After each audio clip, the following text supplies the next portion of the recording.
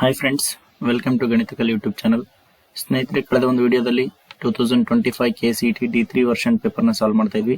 So ಅದರ continue part ನೋಡೋಣ. Question number 29 ಏನಿದೆ ನೋಡಿ, consider the following statements. So first statement ಏನಿದೆ, if either magnitude of vector A equal to 0 or magnitude of vector B equal to 0, then the dot product of A vector and B vector is 0 ಅಂತ ಕಟ್ಟಿದ್ದಾರೆ. So statement 1 ಅನ್ನೋದು ನಮಗೆ ಇಲ್ಲಿ true statement ಆಗುತ್ತೆ. ಓಕೆನಾ. Second statement ನೋಡೋಣ ಏನಿದೆ. Statement 2, if A vector cross B vector equal to 0 vector, then A is perpendicular to B vector. Okay, ಅಂದ್ರೆ ಎ ವೆಕ್ಟರ್ ಅನ್ನೋದು ಬಿ ವೆಕ್ಟರ್ಗೆ ಪರ್ಪೆಂಡಿಕ್ಯುಲರ್ ಆಗುತ್ತೆ ಅಂತ ಹೇಳಿದರೆ ದಟ್ ಈಸ್ ರಾಂಗ್. ಹೌದಾ. ಸೊ ಅಲ್ಲಿ ಎ ವೆಕ್ಟರ್ ಅನ್ನೋದು ಬಿ ವೆಕ್ಟರ್ಗೆ ಏನಾಗಬೇಕು, ಪ್ಯಾರಲಲ್ ಆಗಬೇಕು. ಬಟ್ ಏನು ಕೊಟ್ಟಾರೆ ಇಲ್ಲಿ, ಪರ್ಪೆಂಡಿಕ್ಯುಲರ್ ಕೊಟ್ಟಾರೆ. ಸೊ ಹಂಗಂದ್ರೆ ಸ್ಟೇಟ್ಮೆಂಟ್ 2 ಅನ್ನೋದು ರಾಂಗ್ ಸ್ಟೇಟ್ಮೆಂಟ್. ಸೊ ಹಂಗಂದ್ರೆ statement 1 is true but statement 2 is false. ಹಂಗಾಗಿ ಆಪ್ಷನ್ ಎ ಅನ್ನೋದು ಇಲ್ಲಿ ನಮಗೆ ಕರೆಕ್ಟ್ ಆಗುತ್ತೆ. ಸೊ ನೆಕ್ಸ್ಟ್ ಕ್ವಶನ್ ನಂಬರ್ 30 ನೋಡೋದಾದ್ರೆ, if A line makes angles 90 degree, 60 degree and theta with x, y and z axis respectively, where theta is acute, then the value of theta ಅಂತ ಕೇಳಿದ್ದಾರೆ. ಓಕೆನಾ. So ಇಲ್ಲಿ ನಾವು direction cosines ನ consider ಮಾಡೋಣ. Suppose theta values ಏನ್ ಕೊಟ್ಟಿದ್ದಾರೆ, angles 90 degree, 60 degree ಮತ್ತೆ ಥೀಟಾ ಅಂತ ಕೊಟ್ಟಿದ್ದಾರೆ. So let us consider cos 90 degree, cos 60 degree and cos theta. So these are the direction cosines ಅಂತ ಕನ್ಸಿಡರ್ ಮಾಡೋಣ. ಸೊ ನಮ್ಗೇನ್ ಗೊತ್ತಿದೆ, sum of the squares of the diagonal, sum of the squares of the direction cosines equal to 1 ಆಗಬೇಕು. So that is, suppose cos square alpha plus cos square beta plus cos square gamma equal to 1 ಅಂತ ಬರೀತೀವಿ usually. ಓಕೆನಾ. So let us consider alpha as 90 degree and beta as 60 degree. Now we have to find out the gamma, that is theta. Okay. So ಹಂಗಂದ್ರೆ ಏನ್ ಬರೀಬಹುದು ಇಲ್ಲಿ, cos square 90 degree plus cos square 60 degree plus cos square theta equal to ಏನಾಗಬೇಕು, ನಮಗೆ 1 ಆಗಬೇಕು. So cos 90 value ಏನು 0. So 0 square ಅಂದ್ರೆ 0 ಆಯ್ತು. cos 60 ಅಂದ್ರೆ ಏನು ಬರುತ್ತೆ ನಮಗೆ 1/2. So hole square plus cos theta ಹಂಗೆ ಬರೋಣ. ಸೊ cos square theta ಆಗುತ್ತೆ is equal to 1. So 1/2 whole square ಅಂದ್ರೆ 1/4 ಆಯ್ತು. ಸೊ ಆ ಕಡೆ ಶಿಫ್ಟ್ ಮಾಡಿದ್ರೆ ಏನಾಯ್ತು ನಮಗೆ, cos square theta equal to 1 minus 1/4. So that is nothing but 3/4. So cos square theta equal to 3/4 ಅಂದ್ರೆ cos theta ಏನಂತ ಬರೀಬಹುದು, cos theta equal to square root of 3 divided by square root of 4. Square root of 4 ಅಂದ್ರೆ ಏನಾಗುತ್ತೆ, 2 ಆಗುತ್ತೆ. So it implies theta is equal to cos inverse of root 3 divided by 2. Okay. So root 3/2 cos ಇಲ್ಲಿ ಸಿಗುತ್ತೆ ನಮಗೆ 30 degree ಸಿಗುತ್ತೆ. So ಹಂಗಂದ್ರೆ theta value ಏನಾಗುತ್ತೆ, 30 ಅಂದ್ರೆ 5/6 ಆಗುತ್ತೆ. So that is option A ಅನ್ನೋದು ಕರೆಕ್ಟ್ ಆಗುತ್ತೆ. Okay. So next question number 32 ನೋಡೋದಾದ್ರೆ, a line passes through -1, -3 and perpendicular to x plus 6y equal to 5. It's x intercept ಅಂತ ಕೇಳ್ತಿದ್ದಾರೆ. ಓಕೆ. ನಾವು let us consider a line. So this is x plus 6y equal to 5. Okay. So ಇಲ್ಲಿ ಏನ್ ಹೇಳಿದ್ದಾರೆ, this line ನಾವು we can consider -1, -3 coordinates. So ಇದನ್ನ line L1 ಅಂತ consider ಮಾಡೋಣ, ಇದನ್ನ L2 ಲೈನ್ ಅಂತ ಕನ್ಸಿಡರ್ ಮಾಡೋಣ. ಸೊ L1 ಅನ್ನೋದು -1, -3 ಪಾಯಿಂಟ್ ಮೂಲಕ ಪಾಸ್ ಆಗ್ತಿದ್ದು, then x plus 6y equal to 5 ಅನ್ನೋ ಲೈನ್ಗೆ ಪರ್ಪೆಂಡಿಕ್ಯುಲರ್ ಆಗ್ತಿದೆ ಅಂತ ಹೇಳಿದ್ದಾರೆ. ಓಕೆ. ಸೊ ಈಗ L2 line slope find out ಮಾಡ್ಕೊಳ್ಳೋಣ. ಸಪೋಸ್ M2 ಅಂತ ಕರೆಯೋಣ ಅದನ್ನ. ಸೊ ಹೆಂಗ್ ಬರೀತಾರೆ ನೋಡಿ, 6y is equal to 5 minus x ಆಗುತ್ತೆ. Then y is equal to 5/6. So 5/6 minus x/6 ಆಗುತ್ತೆ. ಓಕೆ.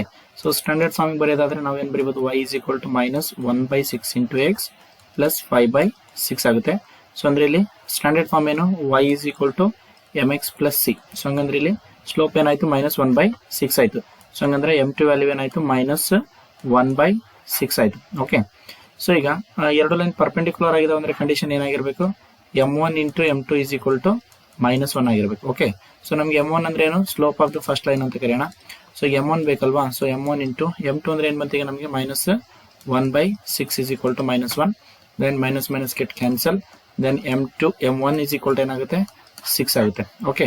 ಸೊ ಈಗ ಸ್ಲೋಪ್ ಗೊತ್ತಾಯ್ತು. ಆಲ್ರೆಡಿ ಒಂದು ಪಾಯಿಂಟ್ ಇದೆ, ಪಾಯಿಂಟ್ ಸ್ಲೋಪ್ ನ ಯೂಸ್ ಮಾಡೋಣ. ಏನು point slope formula, y minus y1 equal to m into x minus x1.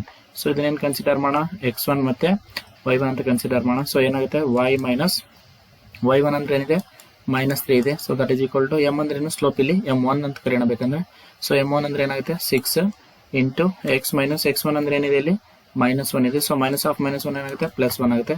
So this is y minus into minus +3 equal to 6x plus 6 ಆಗುತ್ತೆ. Then y is equal to 6x plus 6 plus 3 ಕಡೆ ಬಂದ್ರೆ ಏನಾಯಿತು -3 ಆಯಿತು. Then y is equal to 6x plus 3. So ನಮ್ಗೇನು ಬೇಕು ಇಲ್ಲಿ X intercept ಬೇಕು. X intercept ಅಂದ್ರೆ y ಏನಾಗಬೇಕು 0 ಆಗಬೇಕು. So 0 is equal to 6x plus 3 ಆಯಿತು. ಪ್ಲಸ್ 3 ಕಡೆ ಬಂದ್ರೆ ಏನಾಗುತ್ತೆ ಮತ್ತೆ -3 ಆಗುತ್ತೆ. So -3 is equal to 6x. So ಹಂಗಂದ್ರೆ ಎಕ್ಸ್ ವ್ಯಾಲ್ಯೂನ ಅಂತ ಬರೀಬೋದು -3/6 ಆಯಿತು. 3 1 ಜಾ 3 2 ಜಾ. Therefore x is equal to ಏನು ಬಂತು ನಮಗೆ -1/2 ಬಂತು. So that is option 2 is correct. So next question number 33 ನೋಡೋಣ. The length of the latus rectum of x square plus 3y² equal to 12 is ಅಂತ ಕೇಳಿದ್ರೆ. ಓಕೆ, ಸೊ ನಮಗೆ standard forming ಬರ್ಕೋಬೇಕು first. So ಅದಕ್ಕೋಸ್ಕರ ಕೊಟ್ಟಿರ್ತಕ್ಕಂಥ ಇಕ್ವೇಶನ್ ನ divide by 12 ಮಾಡೋಣ ಎರಡು ಸೈಡು. ಸೊ ಏನಾಗುತ್ತೆ x² / 12 plus 3 into y² / 12 equal to 12/12 ಅಂದ್ರೆ ಸೊ 1 ಆಗುತ್ತೆ. ಇಯರ್ 3 1 ಜಾ 3 4 ಜಾ ಕ್ಯಾನ್ಸಲ್ ಆಗುತ್ತೆ. ಸೊ ಹಂಗಂದ್ರೆ x² ಡಿವೈಡ್ ಬೈ 12 ಏನಂತ ಬರೀತೀನಿ ನಾನು √12 whole square plus y² divided by 4 ಏನಂತ ಬರೀತೀನಿ 2² equal to 1. So this is our standard form. Okay, so ಏನ್ standard form x² / a² plus y² / b² equal to 1. So compare ಮಾಡೋದಾದ್ರೆ a value ಏನಾಯ್ತು √12 ಆಯ್ತು. Then b value ಏನಾಯ್ತು 2 ಆಯ್ತು. Okay, so what is the length of the latus rectum? So it is given by l is equal to 2 into b² by a. So that is 2 into b² value ಏನಾಗುತ್ತೆ 4 ಆಗುತ್ತೆ. ಅಂದ್ರೆ b value 2 ಇದೆ. So 2² ಅಂದ್ರೆ 4 ಆಗುತ್ತೆ divide by. So a value ಏನಿದೆ √12 ಇದೆ. So that is 2 into 4 divide by √12 ಏನಂತ ಬರೀಬಹುದು ನೋಡಿ √4 ಇಂಟು 3 ಬರೀಬಹುದು. ಸೊ √4 ಅಂದ್ರೆ ಏನಾಗುತ್ತೆ 2 ಆಗುತ್ತೆ.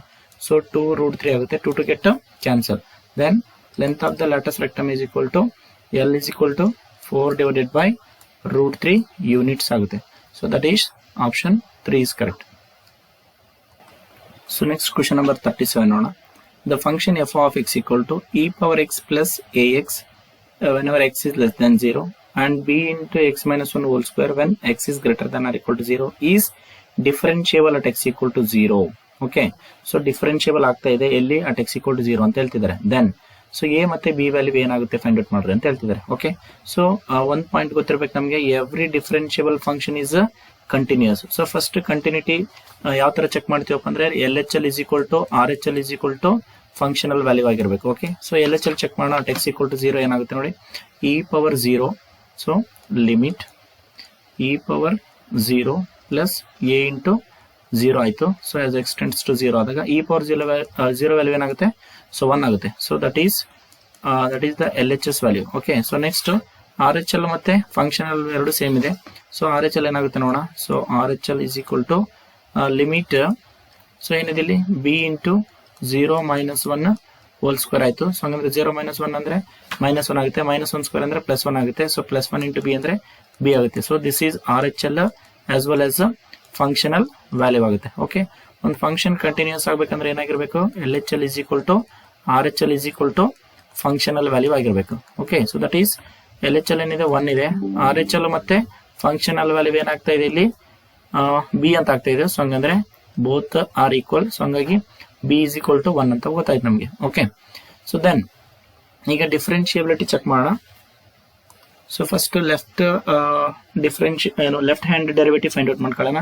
ಸೊ ಇಲ್ಲೇನಿದೆ when x is less than 0 e power x plus ax ಇದೆ f of x. ಸೊ ಹಂಗಂದ್ರೆ d/dx ಆಫ್ ಸೊ ಏನ್ ಕನ್ಸಿಡರ್ ಮಾಡೋಣ e power x plus ax for x is less than 0 ಅಂದ್ರೆ left hand derivative. So ಏನಾಗುತ್ತೆ derivative of e power x ಅಂದ್ರೆ e power x ಆಗುತ್ತೆ plus derivative of ax ಅಂದ್ರೆ a ಆಗುತ್ತೆ. So when x is less than 0 that means we should consider the limit as approaches from left hand side. Okay, so ಹಂಗಂದ್ರೆ ಏನಾಗುತ್ತೆ ಇದು e power 0 plus a ಆಗುತ್ತೆ. e power 0 ಅಂದ್ರೆ 1 ಆಯ್ತು. So 1 plus a. So this is left hand derivative. So next right hand derivative find out ಮಾಡೋಣ. d/dx of so ಏನಿದೆ whenever x is greater than or equal to 0 ಏನಿದೆ so b into x - 1 whole square ಇದೆ. So b ಅನ್ನೋದು coefficient ಹಂಗೆ ಬರೋಣ. x - 1 whole square ನ differentiate ಮಾಡಿದ್ರೆ ಏನಾಗುತ್ತೆ 2 ಇಂಟು x - 1 ಆಗುತ್ತೆ. Okay, so 2 into x - 1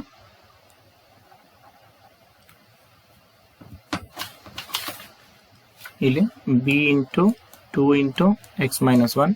so x minus 1 differentiate ಮಾಡಿದ್ರೆ ಇಂಟು 1 ಬರುತ್ತೆ. ಓಕೆ, 1 ಮಿನಿಟ್, ಸಾರಿ, ಇಲ್ಲಿ ಬರೆಯೋಣ first.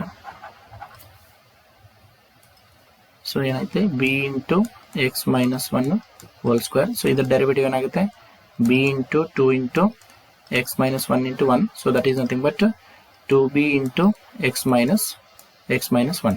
Okay, so as limit approaches x approaches to 0 ಅಂದ್ರೆ ಏನಾಯ್ತು, ಈಗ 0 ಮೈನಸ್ 1 ಆಗುತ್ತೆ. ಸೊ ಹಂಗಂದ್ರೆ -1. ಸೊ ಹಂಗಾಗಿ ಏನ್ ಹೇಳ್ತೀವಿ, ನಮಗೆ ಇಲ್ಲಿ -1 ಇಂಟು 2b ಅಂದ್ರೆ -2b ಆಗುತ್ತೆ. This is our right hand derivative. Okay, so ಒಂದು ಫಂಕ್ಷನ್ ಡಿಫರೆನ್ಶಿಯಲ್ ಆಗಬೇಕಂದ್ರೆ ಏನಾಗಿರ್ಬೇಕು, left hand derivative equal to right hand derivative ಆಗಬೇಕು. ಓಕೆ, ಲೆಫ್ಟ್ ಹ್ಯಾಂಡ್ ಡೆರಿವೇಟಿವ್ ಏನ್ ಬಂದಿದೆ, 1 ಪ್ಲಸ್ a ಬಂದಿದೆ. ರೈಟ್ ಹ್ಯಾಂಡ್ ಡೆರಿವೇಟಿವ್ -2b ಬಂದಿದೆ. Okay, so b value already ಗೊತ್ತಿದೆ 1 ಅಂತೇಳಿ. ಈಗ ಇಲ್ಲಿ ರಿಪ್ಲೇಸ್ ಮಾಡೋಣ. ಸೊ ಏನಾಗುತ್ತೆ, 1 plus a is equal to -2 into 1. So that means 1 plus a equal to -2. So plus 1 ಈ ಕಡೆ ಬಂದ್ರೆ ಏನಾಗುತ್ತೆ, -1 ಆಗುತ್ತೆ. So a is equal to -3 ಆಯ್ತು. a ವ್ಯಾಲ್ಯೂ -3 ಮತ್ತೆ b ವ್ಯಾಲ್ಯೂ 1. ಸೊ ಇಲ್ಲಿ ಆಪ್ಷನ್ ನೋಡೋದ, ಆಪ್ಷನ್ 3 ಅನ್ನೋದು ಕರೆಕ್ಟ್ ಆಗುತ್ತೆ. ಓಕೆನಾ. ಸೊ ಐ ಹೋಪ್ ಈ ಎಲ್ಲ ವಿಡಿಯೋಸ್ಗಳು ನಿಮ್ಗೆ ಇಷ್ಟ ಆಗ್ತಿದೆ ಅಂತ ಅನ್ಕೊಂತಿದ್ದೀನಿ. ಸೊ ಈ ವಿಡಿಯೋಗಳನ್ನು ಲೈಕ್ ಮಾಡಿ ಹಾಗೂ ನಿಮ್ಮ ಫ್ರೆಂಡ್ಸ್ಗೆ ಶೇರ್ ಮಾಡಿ. ಸೊ ಸಬ್ಸ್ಕ್ರೈಬ್ ಮಾಡ್ಕೊಳ್ಳಿ for more videos. Okay, thank you.